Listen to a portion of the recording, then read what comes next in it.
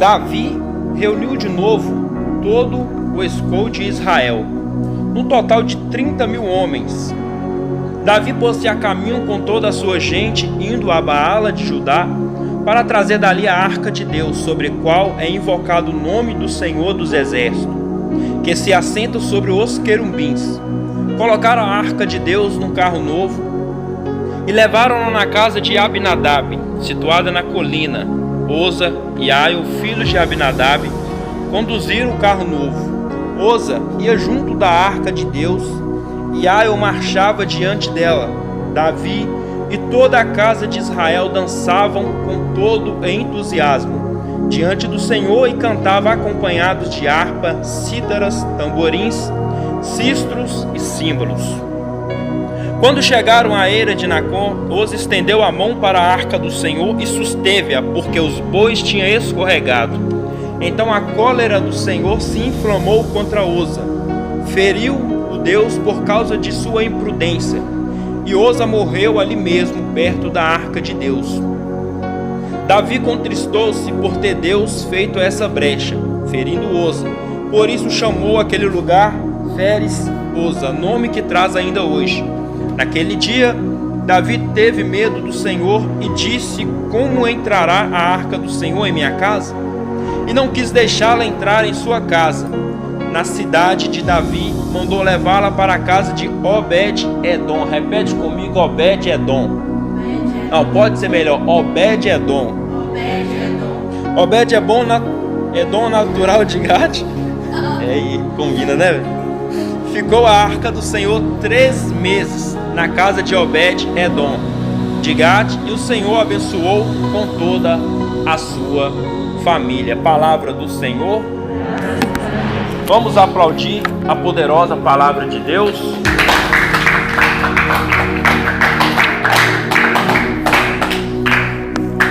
Amém.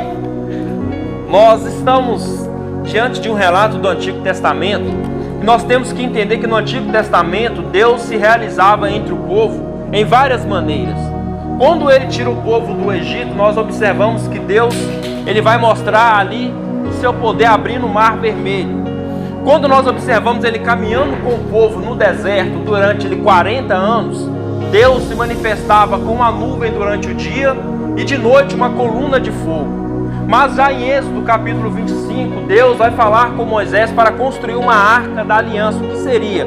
Era como um baú, e nessas pontas da arca da aliança tinha 2 querubins, ou seja, 2 imagens de 2 anjos. E dentro da arca da aliança era revertido como uma madeira pura, eu esqueci o nome, de acácia, madeira de acácia, dentro da arca. E dentro da arca continha o maná que Deus enviava do céu, o pão descido do céu, a vara de Arão, simbolizando ali o sacerdócio, e também as tábuas da lei que Deus deu para Moisés dentro dessa arca. Então essa arca, Deus pede a Moisés fazer essa arca porque Deus quis habitar no meio do povo. Deus ele tinha um plano de quê? Ele não se contentava de estar no céu e olhando o povo lá embaixo, mas ele quis o quê? Estar ali no meio do povo. Então Deus vai fazer a construção da tenda, pede eles para construir ali toda a tenda, toda a ornamentação. E construindo toda a ornamentação, tem um local onde a arca da aliança fica, que só entrava era somente os sacerdotes, que era para entrar.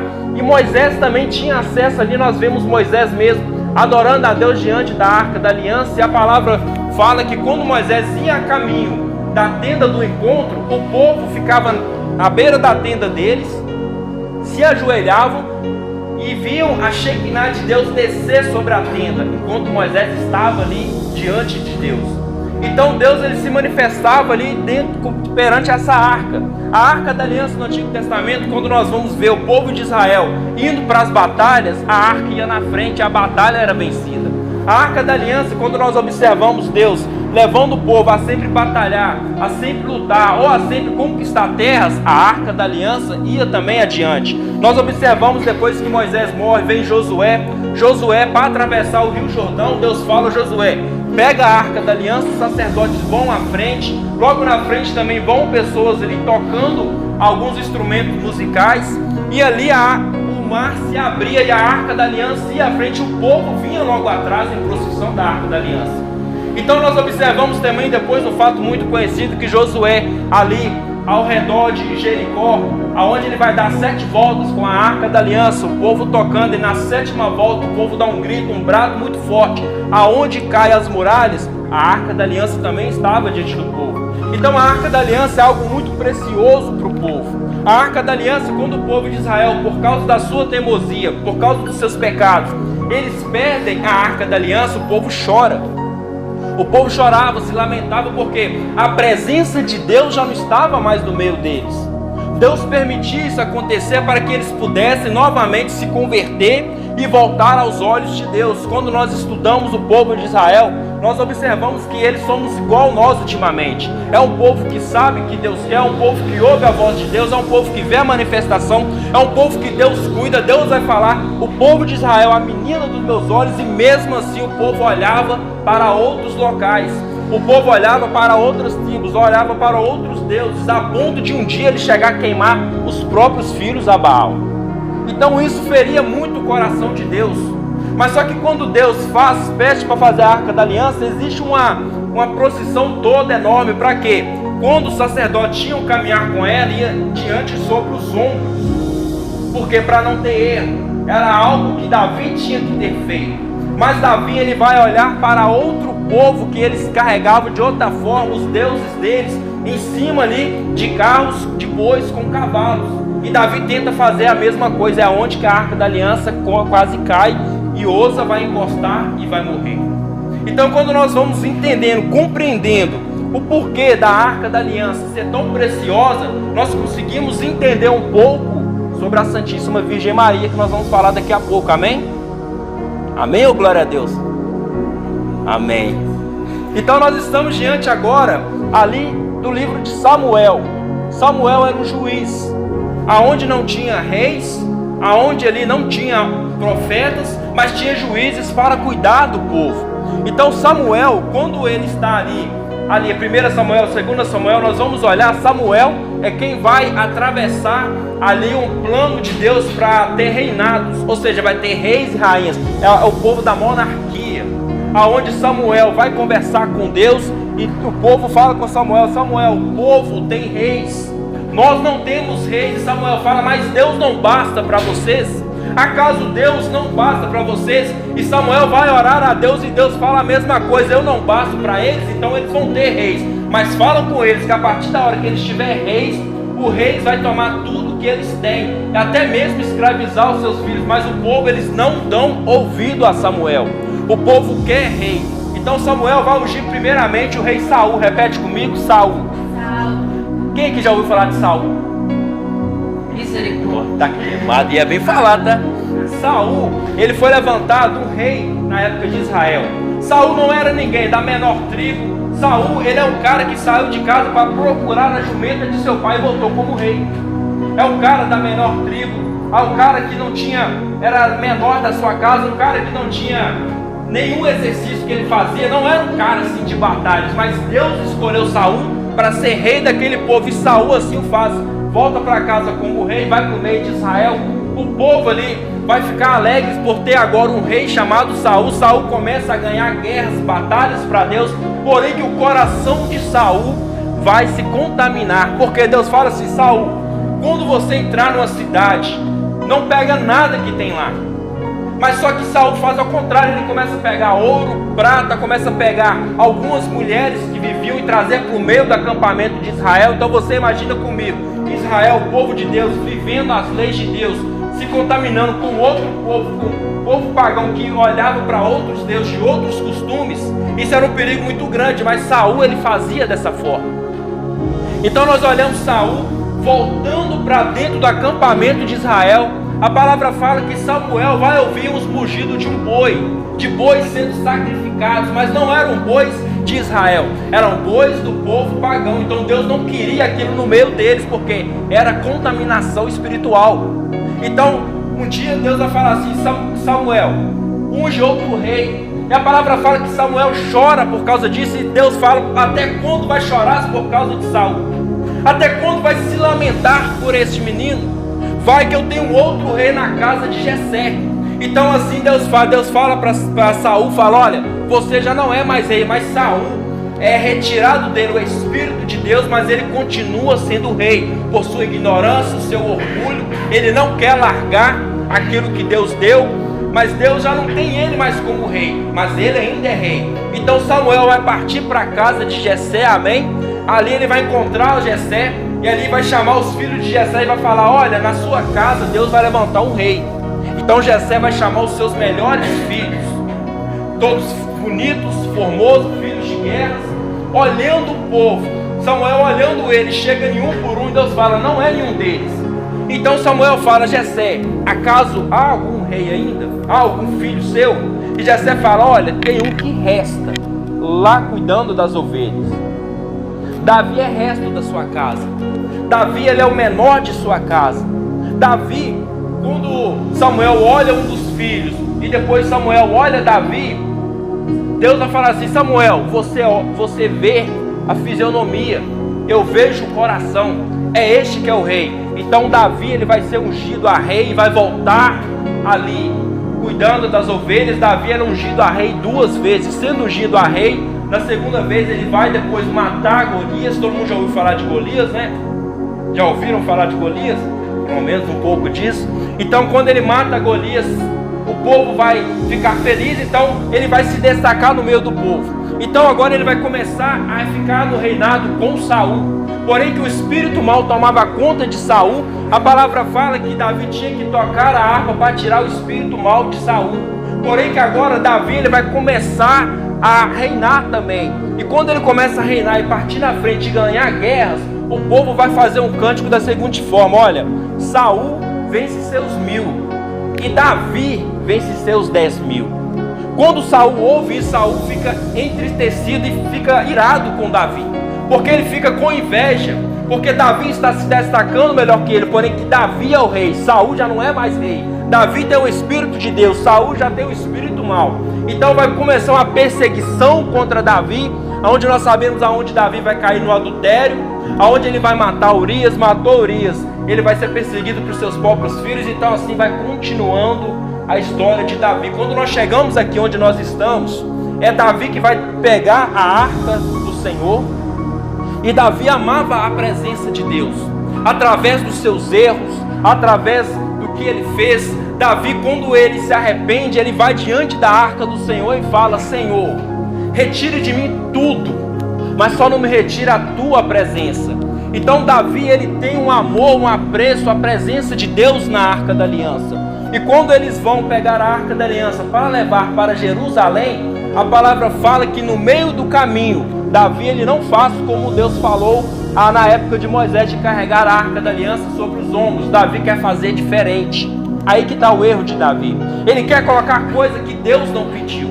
Davi quer colocar de um jeito, da forma dele. É igual nós vivemos no mundo hoje. Deus nos pede algo e nós queremos dar aquilo para Deus, mas queremos dar da nossa forma. Não é assim que acontece.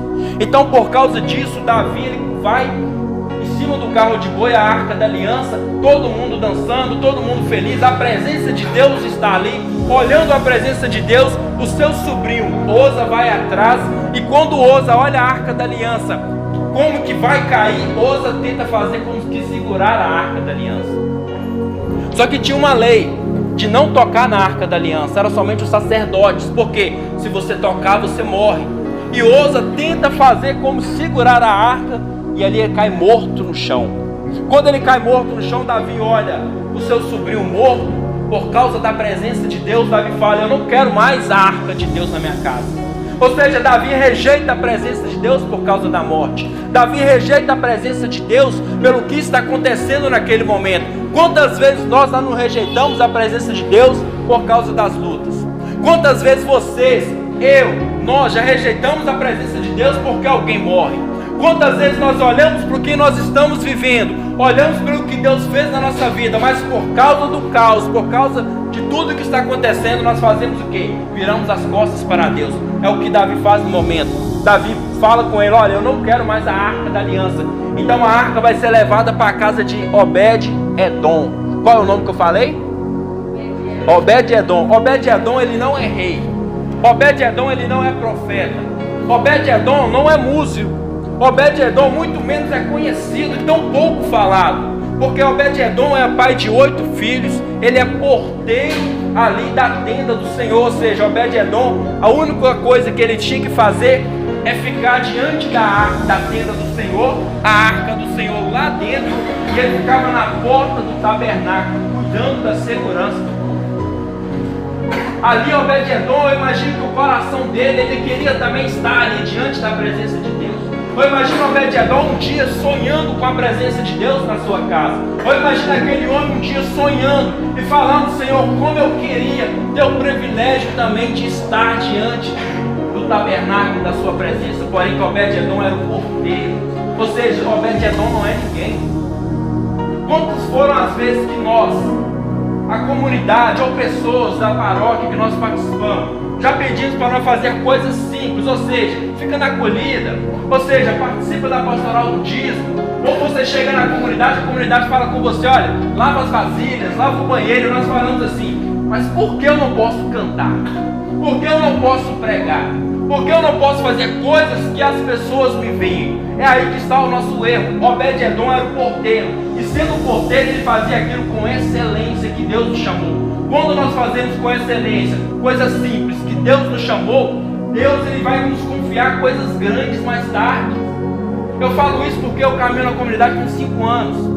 Quando eu comecei a pregar, foi com poucos meses de conversão na rua, na internet. Não pregava na igreja, o povo não deixava, o povo não confiava ainda. Então eu pregava na rua. E quando eu cheguei na comunidade, eu ficava assim: não, cara, eu queria tanto pregar no F. Nossa, eu queria tanto pregar para aqueles meninos, mas eu era chamado para lavar vasilhas. Isso me ajudou muito, porque todas as vezes que eu ia lavar vasilha, eu fazia como se eu estivesse fazendo aquilo que eu gosto. Portanto, que quando eu estava lavando vasilha, sempre tinha alguém do meu lado, e aquela pessoa do meu lado ficava o dia inteiro escutando eu falar de Deus para ele. A pessoa do meu lado às vezes chegava em mim e falava assim: olha, meu casamento não está bom, olha, a minha esposa não está legal, e ele pregava para ele dentro da palavra de Deus, e ele escutava e escutava os conselhos. Um dia eu estava ali na fila da confissão. Eu fui confessar ali, e diante da fila da confissão tinha 2 moças na minha frente. Uma chorava, a outra escutava. E quando a moça falava com a outra, falava assim: olha, eu não aguento o meu casamento, eu não aguento mais, o meu marido é alcoólatra, o meu marido é drogado, eu vou abandonar ele. Eu tomei a palavra de Deus e falei assim: moça, desculpa entrar no meio da conversa, mas eu também era assim drogado, eu também era assim alcoólatra. Hoje, graças a Deus, eu caminho na presença do Senhor porque minha esposa perseverou. Persevere, lute pelo seu marido. Aquela mulher na fila de confissão, ela ouviu o que eu falei com ela, chorou e falou assim: eu vou também lutar, porque se você conseguiu, o meu marido também consegue. Ou seja, aonde que Deus nos colocar a nossa vida, nós temos que fazer com excelência, porque ali também Deus te usa, ali também Deus nos usa. Porque Obed-Edom ele tem esse coração. Obed-Edom ele não tem coroa sobre ele. Obed-Edom ninguém vai fazer uma reverência como fazia para Davi. Obed-Edom não dançava diante da arca do Senhor porque ele não podia. Mas Obed-Edom tinha um coração adorador, mesmo sendo porteiro, mesmo não sendo ninguém, pai de 8 filhos, um pai de família. Eu imagino aquele moço diante da arca do Senhor, longe, disposto para a arca do Senhor, ali protegendo ali o pórtico onde Deus ficava. Eu imagino ele orava naquele local. Eu imagino que ele falava assim: Senhor, eu não posso estar lá dentro, mas o meu coração anseia para um dia eu ter a tua presença. E isso acontece porque Davi é um rei, Davi tem majestade, Davi tem palácios, Davi tem mulheres. Davi ali, ele dançando diante da arca do Senhor, ele fazia sacrifício ali para o povo. Ou seja, onde o povo via Davi, o povo amava e clamava aquele homem pelos feitos que Deus fazia na vida dele. Mas quem é Obed-Edom? Obed-Edom é eu, é vocês, cada um de nós. Não somos reconhecidos, mas Deus nos vê. Não somos bem vistos, mas Deus te vê. Todas as vezes que nós fazemos algo com excelência para Deus, seja onde nós fomos colocados, e você fazer assim: Senhor, ninguém me vê, ninguém me escuta, mas eu vou fazer tal coisa. Por quê? Porque eu sei que o Senhor do céu está me vendo. Que isso, Senhor, seja também um sacrifício para mim, como prova de amor para você. Então Obed-Edom ele tem esse coração. Obed-Edom ele não tinha palácio, é um homem simples. Obed-Edom não é profeta. Obed-Edom ele não escutava a voz do Senhor, mas Obed-Edom tinha um coração adorador. Então quando Davi vê aquele tudo acontecer, vê aquele caos e vê que o seu sobrinho morre, e ele fala: eu não quero mais a presença de Deus na minha casa. Não, eu não quero. Davi fica com medo. E aí a arca vai para onde? Para a casa de Obed-Edom. A palavra fala que eles levam a arca para a casa de Obed-Edom. Ou imagina, a palavra não conta, mas a minha cabeça vai longe ao imaginar essas coisas e falar assim. Ou imagina aquele homem olhando para a arca sendo levada para sua casa. Ou imagina aquele homem mirando a arca do Senhor de longe falando: ó Senhor, o Senhor me escutou. Antes eu ficava na porta vigiando, aonde eu não ficava diante da tua presença, mas o Senhor vai estar na minha casa. Eu imagino que na casa de Obed-Edom já tinha um local reservado. Eu imagino que ali tinha um canto, porque Obed-Edom tinha uma esperança de acontecer algo do tipo. Obed-Edom, ele é um cara que tem um canto de oração dentro da sua casa. Obed-Edom, mesmo não tendo sacrário, não tendo a Eucaristia dentro da sua casa, ele tinha um local específico para oração dentro de casa. Será que nós temos esse local específico dentro de casa para oração? Será que nós temos? Nós temos um local para tomar banho, nós temos um local para comer, nós temos um local para lavar vasilha, assistir filme, jogar videogames, mexer no telefone, mas um local de oração nós temos? Um cantinho, talvez você fale: a minha casa é pequena. Não tem sim. É um local que seja, mesmo que seja ali no cantinho da sua cama, onde você pode se ajoelhar e ali você pode falar com o Senhor naquele dia, ou naquela madrugada, ou naquela noite, e falar: Senhor, o Senhor me vê as minhas lutas, o Senhor vê o meu sofrimento, o Senhor vê a minha casa do jeito que está. Será que nós fazemos isso? Porque infelizmente o que nós temos visto no nosso meio acontecer: eu só oro quando eu estou na igreja, eu só oro quando eu estou ali no FAD, eu só oro quando eu estou na missa, eu só oro. Não, gente, a nossa casa é uma igreja doméstica, amém? A nossa casa é uma igreja aonde nós vamos entrar e vamos ali falar com o Senhor, como diz Apocalipse 3, e Jesus vai falar assim: olha, São João, batei, a porta será aberta, ou seja, abre a porta e eu entrarei, cearei com ele e ele comigo. Mas muitas vezes, da porta para fora nós tiramos a máscara de cristão, da porta para dentro colocamos a máscara de bom moço. Então o que nós vivemos com Deus aqui não é a mesma coisa que vivemos lá fora. Obed-Edom não tinha esse problema, porque não é em vão que a arca do Senhor vai para a casa de Obed-Edom. E quando Obed-Edom ele observa a arca indo para a casa dele, e ali a palavra fala que fica 3 meses na casa de Obed-Edom. 3 meses, não é um ano, não é 2 anos, não é muitos anos como ficou com Davi. Davi até adorava ao Senhor, Davi até louvava ao Senhor, Davi rasgava suas vestes em contrição ao Senhor, de arrependimento dos seus pecados. Mas foram 3 meses na casa de Obed-Edom, a arca do Senhor ficou. A palavra fala que ali mudou toda a sua família, ou seja, Obed-Edom é pai de 8 filhos. Eu imagino a luta que ele travava no seu casamento, eu imagino a luta que ele travava com seus filhos, eu imagino ele ali sendo segurança na porta do tabernáculo. Quantas vezes ele não orou para Deus para as coisas mudar na sua casa? E quando a arca do Senhor fica 3 meses, a sua casa muda, a sua família transforma. A sua família, a palavra fala que fica toda modificada. E ainda alguém vai olhar para a casa de Obed-Edom e vai ver que está tudo mudado, está tudo transformado. Não é a mesma coisa. E alguém vai lá e falar com Davi: a casa de Obed-Edom mudou. A casa de Obed-Edom, aonde a arca do Senhor está, mudou. Não aconteceu desgraça como você imaginaria. Davi, a palavra fala que Davi manda eles irem buscar lá na casa de Obed-Edom a arca do Senhor. Busca a arca do Senhor. E a palavra fala que Davi vai levar a arca embora. Mas o que Deus tinha que fazer foi feito. O que Deus tinha que transformar foi transformado.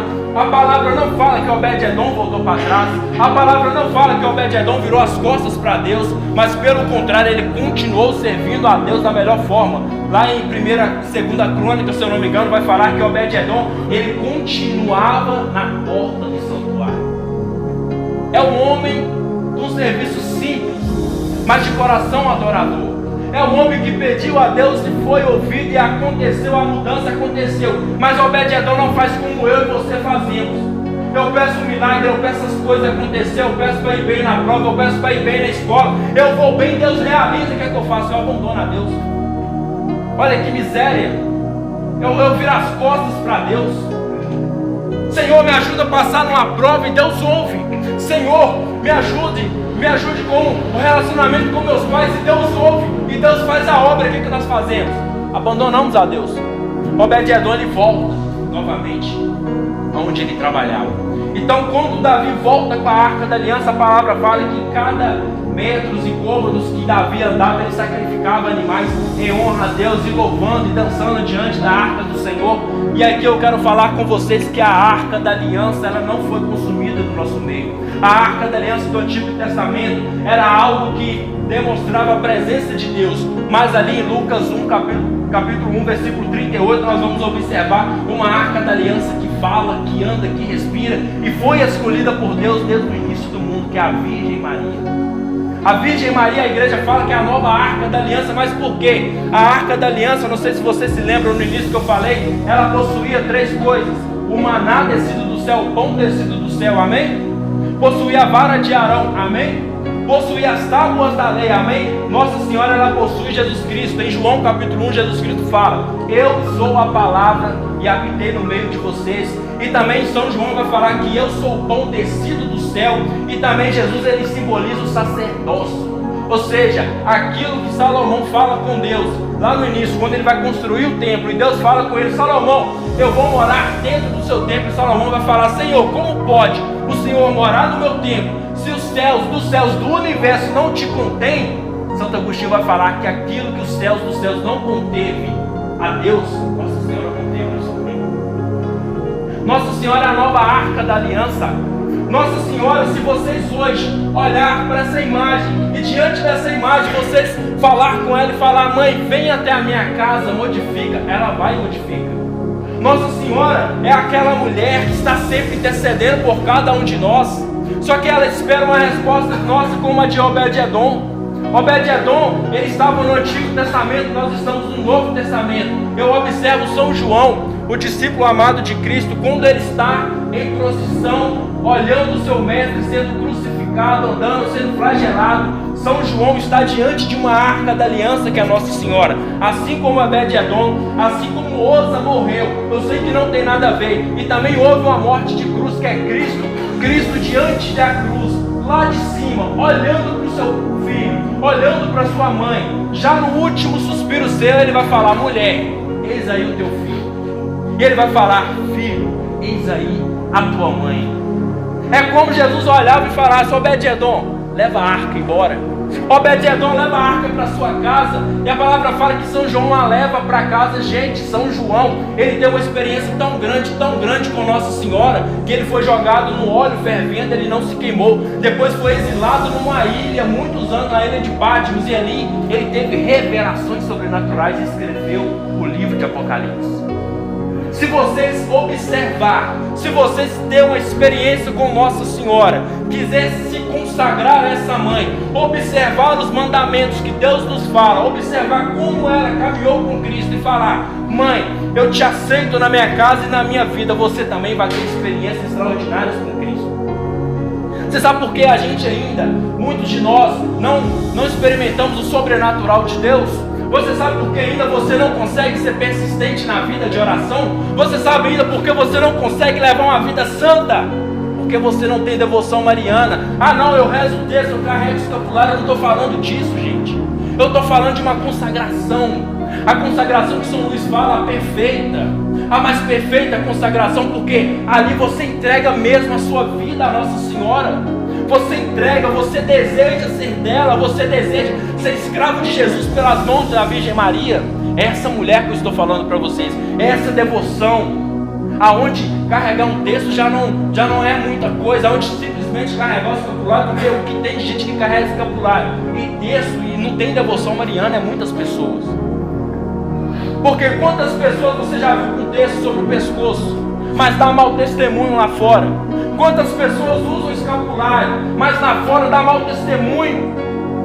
Como ele está imitando Nossa Senhora, como é que ele está amando a Jesus Cristo? Porque São Luís fala assim: a devoção a Nossa Senhora não te leva a uma verdadeira conversão evangélica na Bíblia, e a uma verdadeira conversão de adorar a Jesus Cristo no sacrário. Essa devoção é inválida, é falsa, é uma devoção falsa. não é simplesmente olhar para a imagem, não é simplesmente se prostrar diante da imagem, chorar diante de Nossa Senhora, falar que ama Nossa Senhora, mas não mostrar com a vida prática. Não é simplesmente isso.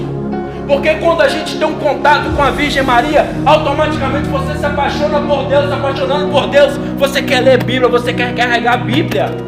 Você carrega a Bíblia para onde você vai, porque você está com o seu amado, você quer Deus, você não quer mais nada na vida. Isso é a devoção mariana. Não é essas devoções que nós observamos por aí, das pessoas simplesmente cantar: eu me consagro a ti, mãe de Deus em mim. Que mentira, velho. Como ela pode ser sua mãe se você não observa o que ela fala? 1917, o que Nossa Senhora fala com os 3 pastorinhos? Olha, muitas modas irão afligir o coração de meu filho. Olha, fazer penitência, reza o rosário todos os dias. Olha, vamos fazer jejum. E aquelas 3 crianças de 9, 10, 8 anos, elas faziam jejuns severos por causa das almas. Crianças. Quando eu li a história de São Francisco Marco, é esse menino que estava lá, ele via Nossa Senhora, mas não ouvia o que ela falava. E Nossa Senhora fala para as 3 meninas assim: olha, Lúcia eu vou levar para o céu mais tarde, Jacinta você já vai comigo, e Francisco também, mas porém que Francisco tem que rezar muitos textos. É um menino de 9 anos, o que esse menino fez? Ele ainda para ir para o céu tinha que rezar muito. Então quando Francisco, eles passam essa mensagem para Francisco, a palavra vai falar que Francisco já não brincava mais como antigamente.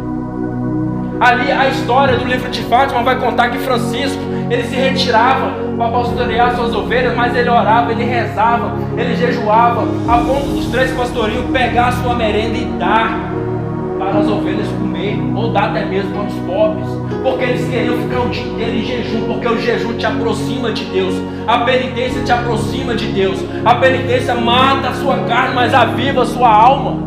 É isso que eles entenderam, crianças, aonde Nossa Senhora leva eles lá no inferno e mostra para eles: olha, esse lugar é lugar de tormento, esse lugar é lugar de sofrimento, esse lugar não é para os meus filhos, mas muitos estão indo para lá porque não tem ninguém que reze por elas.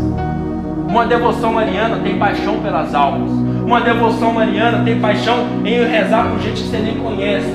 Uma devoção mariana tem paixão de olhar para uma pessoa que está desviada e falar: Senhor, tem de piedade. Uma devoção mariana, ela tem paixão de olhar até para um criminoso mais severo no meio da sociedade e falar: Senhor, tem piedade. Nossa Senhora, intercede por aquele rapaz, porque eu não quero que ele vá para o inferno. Isso é uma devoção mariana. Uma devoção mariana, ela te leva realmente a experimentar o sobrenatural de Deus, gente.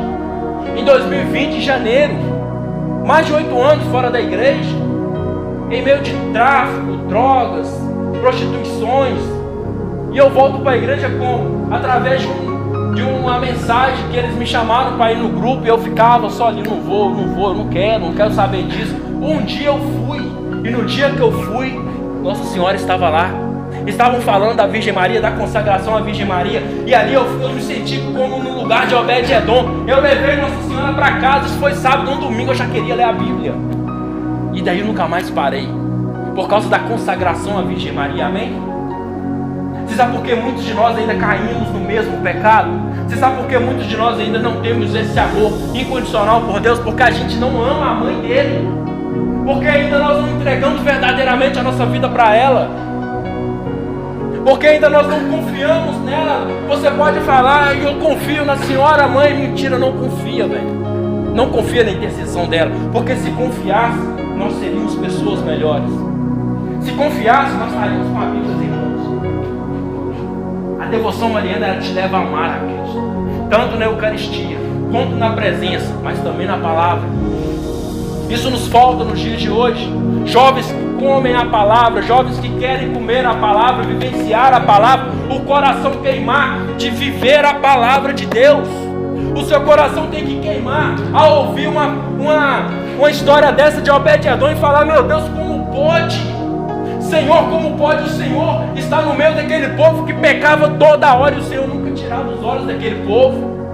Uma devoção, ela tem que te levar a comer a palavra. Eu falo: come a palavra, engole a palavra. É como Deus vai falar com Jeremias e Ezequiel: engole o rolo. Ezequiel falava: eu engoli o rolo. Senhor, é doce nos lábios, mas vai descendo em meu estômago da azia.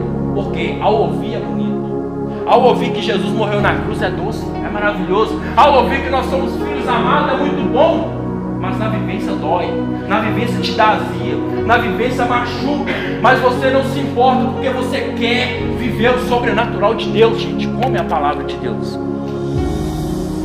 Então quando nós observamos já o Novo Testamento, a nova Arca da Aliança, e quando nós vamos observar Nossa Senhora, ela está também no Antigo Testamento, aonde Deus vai iniciar ali com a profecia de Gênesis 3,15. Olha, serpente, porém ódio entre ti e a mulher, entre a tua descendência, Satanás, é a descendência da mulher. Aí nós vamos observar também Cântico 6,10. Olha, há 80 rainhas, 60 concubinas, mas uma só é a minha preferida. Uma é a minha perfeita ou imaculada. Uma é a única de sua mãe. E vai falar assim que todas as jovens donzelas a proclamarão bem-aventurada. Quem é essa que avança como a aurora, brilhante como o sol temível, como um exército em ordem de batalha? A Arca da Aliança, quando ela chegava no acampamento de Israel, vai dizer a palavra que de longe os filisteus ouviu um brado de vitória, um brado de grito. Lá do outro acampamento, os filisteus falam: olha, a presença de Deus chegou, a Arca de Deus chegou, nós estamos perdidos. E realmente estavam, porque quando a Arca de Deus estava no meio, a presença era vencida. Quando Nossa Senhora, sendo a Arca da Aliança, está no nosso meio, a guerra é vencida, a solidão é vencida, a depressão é vencida, a masturbação, pornografia é vencida. Porque você tem uma mãe que batalha por você, meu irmão. Você tem uma mãe que luta por você. Nossa Senhora, ela compra a sua guerra, ela compra a sua batalha. Nossa Senhora ouviu a minha esposa. Minha esposa um dia olhou para minha cara, depois de uma overdose que eu dei, e falou assim: você. E ainda o pastor tinha falado que eu seria morto ou seria preso. E a minha esposa falou assim: está queimado e repreendido em nome do Senhor Jesus Cristo. Você a partir de hoje será um pregador da palavra por intercessão de Nossa Senhora. Passou 2 meses. Nossa Senhora intercedeu e eu mudei minha vida. O que eu falo com vocês não é mentira. O que eu falo com vocês é real. Existe a presença da mãe. Não podemos ficar somente nas canções, nas músicas, não. Não podemos observar as pessoas machucando o coração de Deus, indo para o mesmo caminho, não. Não podemos mais ver Nossa Senhora e não ter amor por ela, e ouvir ainda falar que ela é uma mulher qualquer. Como pode uma mulher qualquer gerar Deus? Jesus é carne de Nossa Senhora.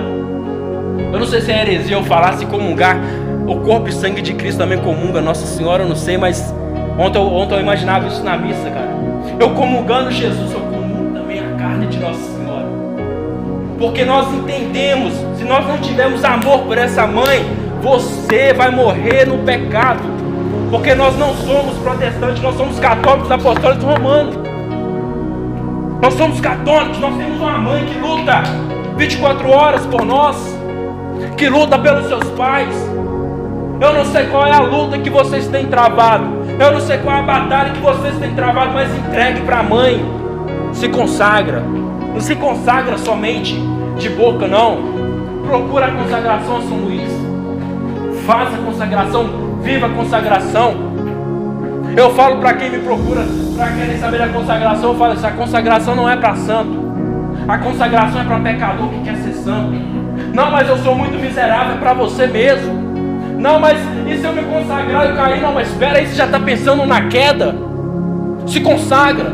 E eu tenho certeza que se você cair, Nossa Senhora te levanta, porque ela não aceita nenhum filho seu perdido. Uma coisa é eu ter uma devoção, uma coisa é eu ser filho dela. Porque muitos que têm devoção clamam a Nossa Senhora, ela ouve, ela corre, ela só corre, mas aquele que é filho, meu irmão, ela cumpre a batalha. Aquele que é filho, ela entra na brecha. Aquele que é filho, ela não se importa, ela está no meio, ela está com você, intercedendo, você rezando. O texto é a mesma coisa, você está caminhando de mão dada com essa mulher, a nova Arca da Aliança. Nós observamos em Apocalipse, capítulo 11, no último versículo, vai falar assim São João: e vi a Arca do seu testamento no céu. Não é a Arca da Aliança do Antigo Testamento, é a Nossa Senhora. Porque em Apocalipse 12, no versículo 1, vai falar: um grande clarão no céu, uma mulher revestida do sol, com a coroa de 12 estrelas sobre a cabeça. E ainda o dragão, a primitiva serpente, vai falar a palavra que ela para diante da mulher, porque ela não pode tocar na mulher.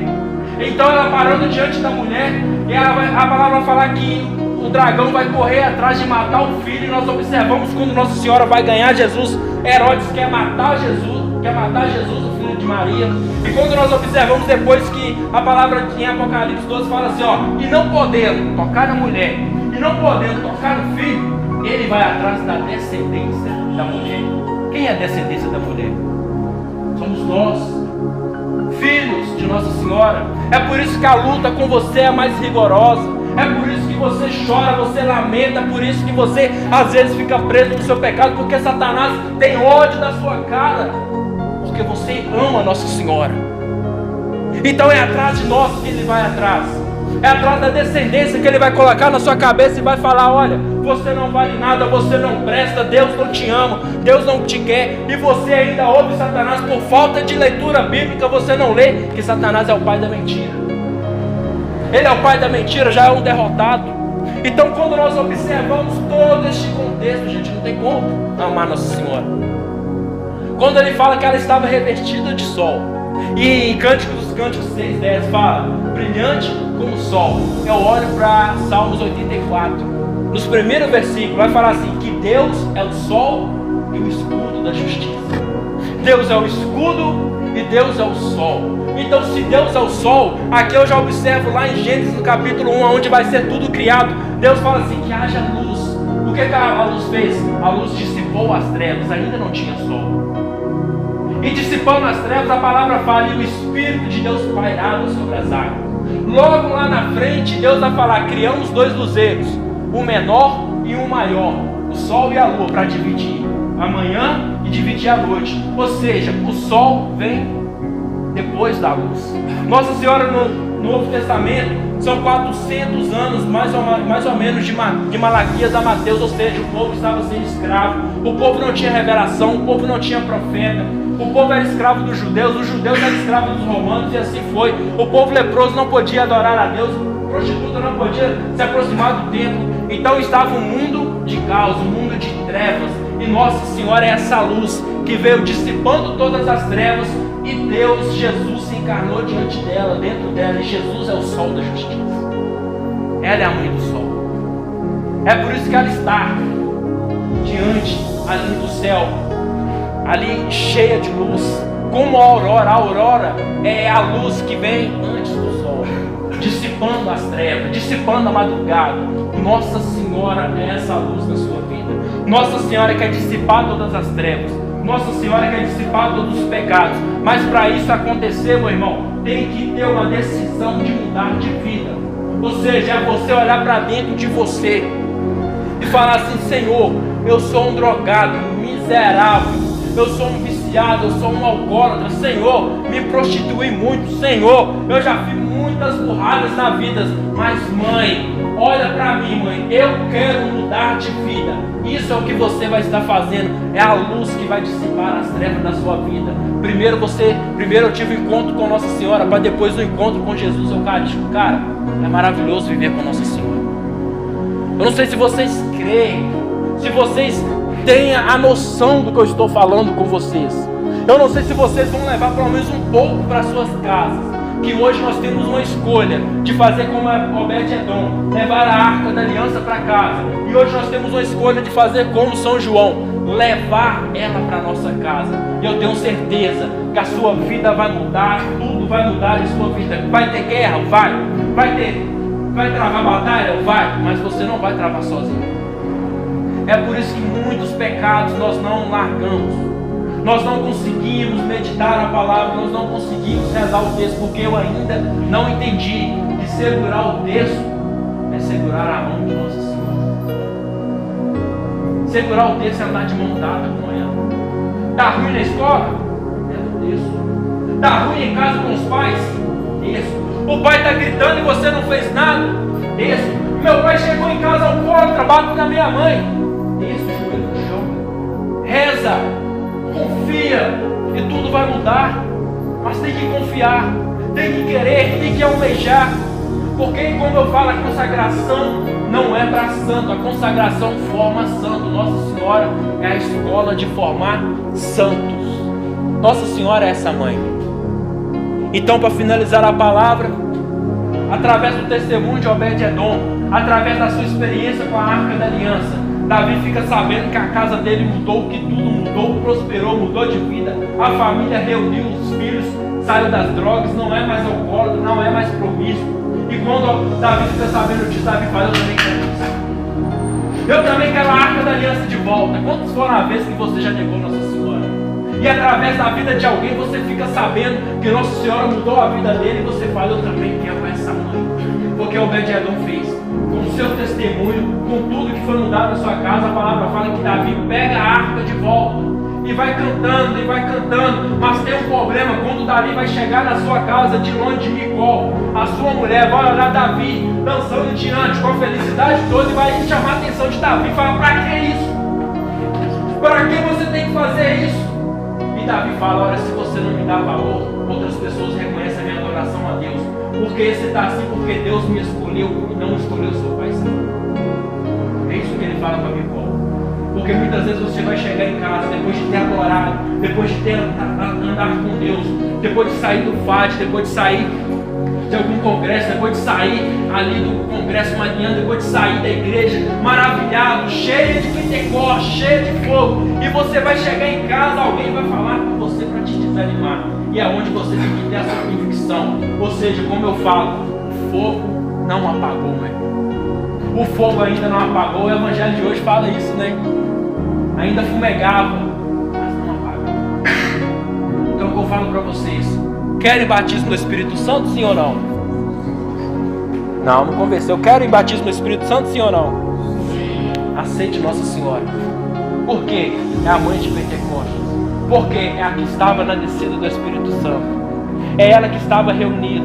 A palavra fala em Atos 2, que estava Pedro e os discípulos. Por último, Nossa Senhora. Por quê? É como o rei colocando as suas vestes, o seu sapato, e por último coroando, colocando a sua coroa. Nossa Senhora, ela veio por último para coroar todo aquele momento. E a palavra fala que línguas de fogo, um ruído, aí um vento impetuoso, o povo ficou doido pela presença do Espírito Santo, porque o Espírito Santo lá do céu olha e vê a sua esposa no meio, e ele não aguenta, ele desce diante do povo. Quem está lá fora fala: estão bêbados, mas estavam embriagados realmente do Espírito Santo de Deus, porque estavam diante de Nossa Senhora. Amém? Vamos aplaudir a palavra do Senhor.